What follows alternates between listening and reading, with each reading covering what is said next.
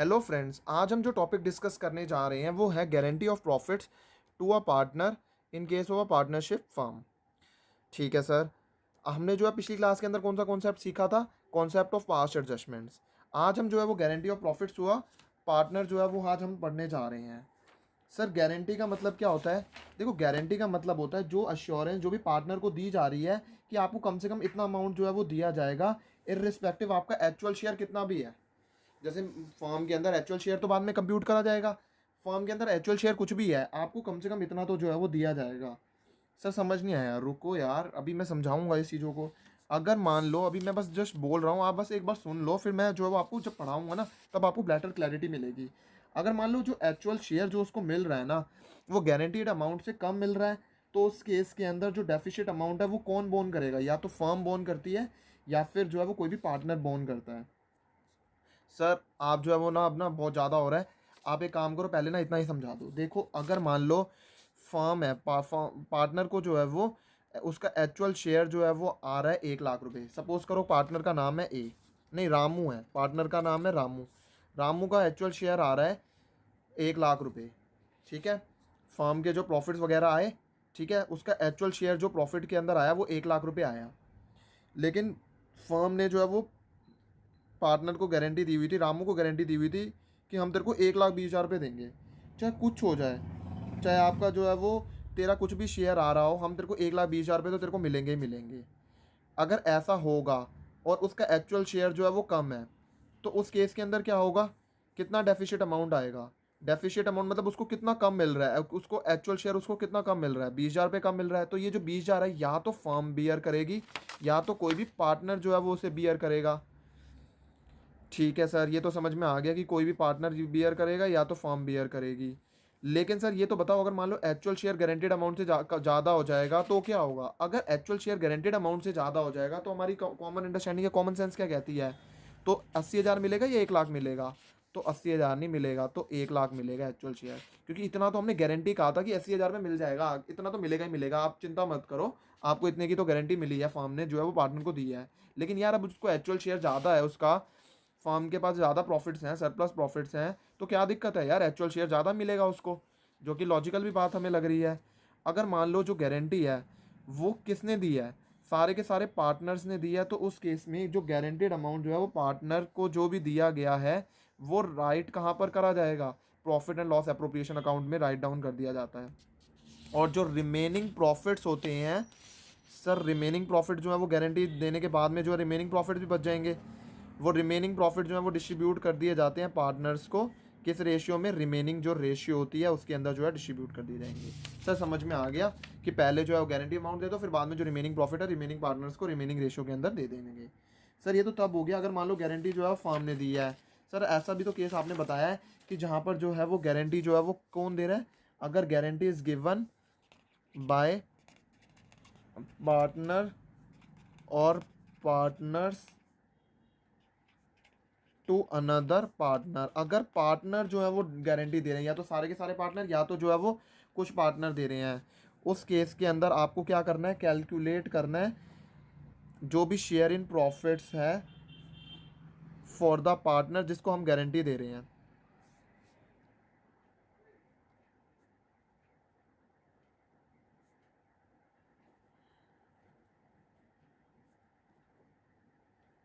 अगर मान लो जो उसका शेयर है प्रॉफिट्स के अंदर वो गारंटेड अमाउंट से ज़्यादा है, उस केस के अंदर तो क्या करेंगे? ये तो सर हमें पता ही है। तो उस केस में कुछ करने की जरूरत ही नहीं है, तो डिस्ट्रीब्यूट कर दो प्रॉफिट को as per profit and loss account, profit and loss जो शेयरिंग रेशियो होगी इन यूजुअल मैनर के अंदर। ये तो तब के केस हो गया। अगर मान लो पंगा तो तब है जब शेयर ऑफ प्रॉफिट जो है, शेयर जो उसको प्रॉफिट्स के अंदर शेयर मिल रहा है वो गारंटेड अमाउंट से जो है वो कम मिल रहा है। उसे मिल रहा है मान लो 1 लाख रुपए और गारंटी दी हुई है 1,20,000 की। तो हमारे को क्या करना है? डिफरेंस अमाउंट जो है वो कंप्यूट करना है। सर डिफरेंस अमाउंट कंप्यूट करना है? सर डिफरेंस अमाउंट कैसे कंप्यूट करेंगे सर? हम कंफ्यूज तो नहीं हो जाएंगे? नहीं यार, अगर आप लॉजिकल चलोगे, रटने की कोशिश करोगे तो आप बिल्कुल कंफ्यूज हो जाओगे। लेकिन आप जो है वो समझ के करोगे कि डिफरेंस अमाउंट जो है वो गारंटीड अमाउंट में से एक्चुअल शेयर इन प्रॉफिट जो है वो माइनस करने के बाद में आता है। कई बच्चे जो है वो क्या गलतियां कराते हैं, जो है वो एक्चुअल शेयर में से गारंटीड अमाउंट माइनस कर देते हैं और कह देते हैं हमारे पर ना डेफिसिट आ गया। अरे डेफिसिट किस बात का है, वैसे फर्म के अंदर तो एक्सेस प्रॉफिट है, उसको एक्चुअल शेयर ज़्यादा मिल रहा है। दिक्कत तो तब है ना जब जो है वो उसको एक्चुअल शेयर जो है उसका गारंटीड अमाउंट से कम है, तभी जाकर तो डेफिशिएंसी निकलेगी। ये जो है इस डिफरेंस अमाउंट को क्या बोलते हैं सर? सर इसका सुंदर सा नाम बता दो, इसका सुंदर सजीला नाम, मज़ा आ जाए इसका नाम देखकर, मज़ा आ जाए। इसका सुंदर सा नाम है डेफिशिएंसी। डेफिशिएंसी है, और ये जो डेफिशिएंसी है ये किसको डिस्ट्रीब्यूट करी जाएगी, कौन किसके अंदर डिस्ट्रीब्यूट करी जाएगी? पार्टनर्स के अंदर डिस्ट्रीब्यूट करी जाएगी, या फिर पार्टनर्स के अंदर डिस्ट्रीब्यूट करी जाएगी जिन्होंने, कौन से पार्टनर या पार्टनर्स के अंदर जिन्होंने गारंटी दी है। कौन सी रेशियो के अंदर सर डिस्ट्रीब्यूट करेंगे? सर्टेन रेशियो होती है, और जो है और सब्ट्रैक्टेड कर दिया जाएगा, ये जो गारंटी जो डेफिशिएंसी है वो उनके रिस्पेक्टिव शेयर्स में से जो है वो माइनस कर दिया जाएगा। ठीक है सर, ये समझ में आ गया कि डेफिशिएंसी जो है वो पार्टनर या पार्टनर्स को दी जाएगी, और जो है वो सर्टेन रेशियो में दी जाएगी, और वो जो है वो हम जो है सब्ट्रैक्ट कर देंगे रिस्पेक्टिव शेयर्स में से। सर आप जो है हमारे को जो है वो क्या करवा दो, सर आप जो है ना हमारे को गारंटी के नोट्स लिखवा दो कि जो है गारंटी के अंदर जो है वो कैसे जो है वो मतलब इसके जो है ना नोट्स लिखवा दो, जो जो आपने जो है वो बोला हुआ है। आओ जो है वो इसके जो है वो नोट्स जो है वो लिख लेते हैं। Guarantee is an assurance given to the partner of the firm that at least a fixed amount shall be given to him or her irrespective of his or her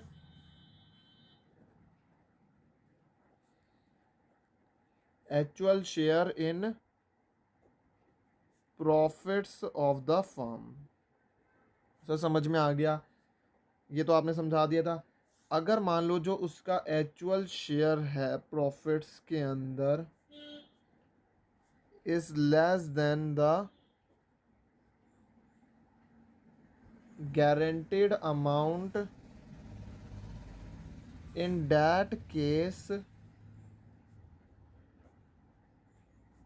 the deficit amount shall be borne by the firm, shall be borne by the firm or by any partner as the case may be। Note क्या आ जाता है, एक special note आ जाता है कि अगर मान लो जो एक्चुअल शेयर है वो मोर है मिनिमम गारंटेड अमाउंट से ज़्यादा than the actual profits will be allowed to the partner, तो उसको एक्चुअल प्रॉफिट जो है वो अलाउड होंगे। सर समझ में, ये तो आपने जो है वो लिखवा दिया। ये हमारा हो गया। इसके बाद केस नंबर 1, जहाँ पर जो है वो गारंटी जो है वो कौन दे रही है, फर्म दे रही है। उस केस में जो है वो ये होगा, रिमेनिंग प्रॉफिट जो है वो पार्टनर्स को रिमेनिंग रेशियो में जो है वो दिया जाएगा। और अगर गारंटी जो है वो पार्टनर या पार्टनर्स ने जो है वो अनदर पार्टनर को दी है तो कैलकुलेट करा जाएगा share of profit for the partner to whom the guarantee is given. अगर शेयर हमारा प्रॉफिट्स का गारंटीड अमाउंट से ज़्यादा है तो डिस्ट्रीब्यूट कर दो as per profit and loss account, profit and loss sharing ratio. और अगर मान लो शेयर इन प्रॉफिट जो है मेरा गारंटीड अमाउंट से कम है तो डिफरेंस अमाउंट जो है वो कंप्यूट करा जाएगा, guaranteed amount minus share in profit, और डेफिशिएंसीज को ऐसे करा जाएगा। आओ एक काम करता हूँ, मैं जो है वो आपको केस नंबर 1 और केस नंबर 2 के भी जो है वो अच्छे से जो है वो, वैसे तो लिखे हुए हैं नोट्स लेकिन अच्छे से लिखवा देता हूँ। Case number 1, when guarantee is given by the firm, then क्या होगा कि जो guaranteed amount to a partner is written in profit and loss appropriation account, and जो remaining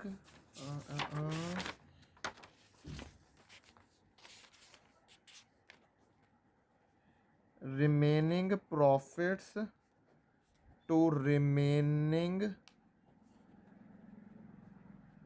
partners in the remaining ratio. Sir समझ में आ गया कि remaining profit जो है रिमेनिंग पार्टनर्स को ही तो जो है वो दिया जाएगा और रिमेनिंग रेशियो के अंदर ही दिया जाएगा। सर आप ना हमारे को केस नंबर 2 भी जो है वो लिखवा दो कि केस नंबर 2 क्या था। अगर मान लो जो गारंटी है वो पार्टनर ने दी है या फिर पार्टनर्स ने दी है टू अनदर पार्टनर को, तो क्या करा जाएगा, कैलकुलेट करा जाता है the share in profits for the partner to whom guarantee is given। अगर जो मेरा शेयर है प्रॉफिट्स के अंदर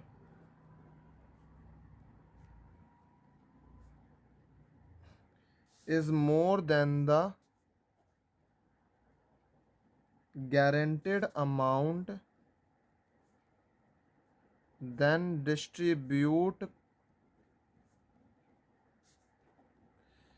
the profit as per profit and loss sharing ratio in usual manner। And अगर मान लो जो है हमारा share in profit is less than the guaranteed amount, then the difference between the share in profits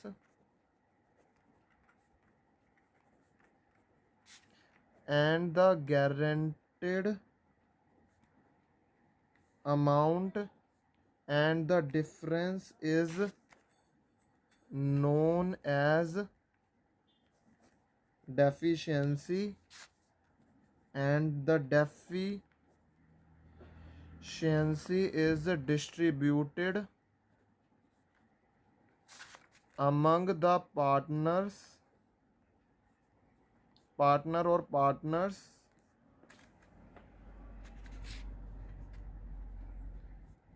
who guaranteed in a certain ratio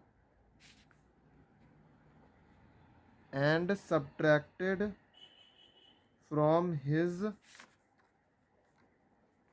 or their respective shares। So yes friends, आज हमारा basis of partnership का जो है topic अच्छे से जो है वो कंप्लीट हो गया। आज मैं हमारा जो है वो सारा का सारा हमने जो है सारे के सारे कॉन्सेप्ट जो है वो अच्छे से जो है वो क्लियर कर लिए हैं। आई होप जो है वो आपने सारी की सारी जो है क्लासेस अच्छे से जो है वो अटेंड करी होंगी, आपने अच्छे से कॉन्सेंट्रेशन से सब कुछ भी सब कुछ समझा होगा। अगर फिर भी आपको कोई भी किसी भी कॉन्सेप्ट के अंदर कोई भी कॉन्सेप्ट में कोई भी दिक्कत है, कोई भी आपको कोई चीज़ समझ नहीं आई है, आप नीचे दिए गए कमेंट बॉक्स के अंदर मुझे ज़रूर बताएं और मैं आपकी क्वेरीज़ को जो है रिजॉल्व करने की एज सुन एज़ पॉसिबल कोशिश करूँगा। और चैनल को लाइक शेयर सब्सक्राइब करना मत भूलना। एंड गुड लक और अपनी जो है वो पूरी मेहनत करना। Okay by people.